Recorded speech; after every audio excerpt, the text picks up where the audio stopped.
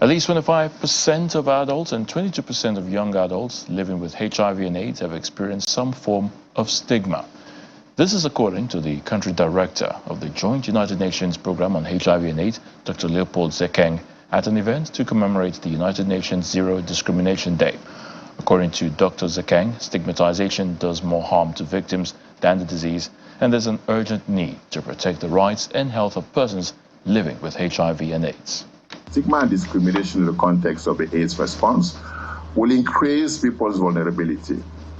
AIDS will deter people, to having access to services. So you may have health facilities around, you may have drugs, but because of the stigma and discrimination, especially from the healthcare professional, so they would not have access to those services. They would not take the pills, they would not be virally suppressed, and then they would die, or they continue in transmitting the infection.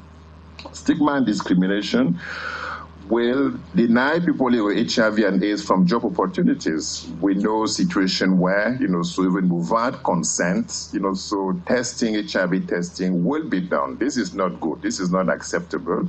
And WHO asks us to abide by the 5 C's, one of the C's being the consent, so we need to be consenting. Stigma and discrimination.